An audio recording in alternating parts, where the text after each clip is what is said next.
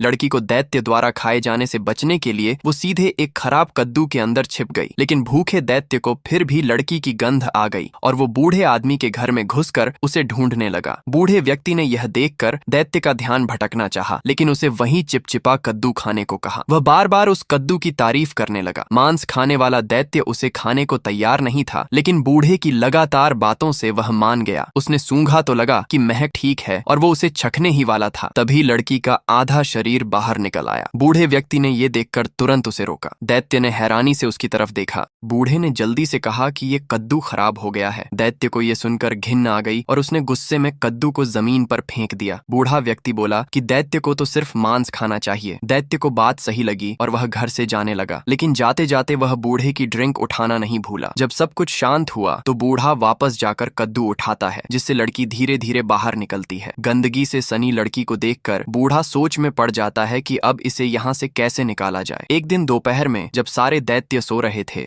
बूढ़ा चुपचाप लड़की को लेकर निकलने लगा। लड़की एक दैत्य के सिर के ऊपर से पैर रखकर जाने लगी, लेकिन तभी दैत्य को ताजे मांस की खुशबू लग गई। बूढ़े ने तुरंत अपनी लकड़ी दैत्य की नाक के सामने कर दी, जिससे उस लड़की की सुगंध न मिल सके और वो जागा नहीं। लड़की धीरे धीरे वहां से निकल गई, लेकिन जैसे ही बूढ़ा बाहर निकलने ही वाला ही था, एक दैत्य ने उसका पैर पकड़ लिया। लड़की भी इस दौरान उसके कपड़े से गिर गई। अब बाकी दैत्य भी जाग गए। लड़की तुरंत मौका देखकर छिप गई। दैत्य ने बूढ़े को घसीट लिया, फिर धीरे से मुस्कुराया और उसे जोर से हवा में फेंक दिया, जैसे कोई गेंद फेंकता हो। फिर दैत्य ने अपने पैरों के नीचे 2 कारें रखीं और उन पर फिसलते हुए आया, पर बूढ़ा सीधा जा टकराया दैत्य की दुखती नस पर। लेकिन बाकी दैत्य को इससे कोई फर्क नहीं पड़ा और वे फिर से ऐसा करना चाहते थे। तभी आसमान में बिजली कड़कने लगी और मूसलधार बारिश शुरू हो गई। अब दैत्य बूढ़े को छोड़कर कहीं सूखे में छिपने लगे। बूढ़े ने मौका देखा और लड़की को एक बैग में छिपाकर सुरक्षित वहां से निकाल लाया।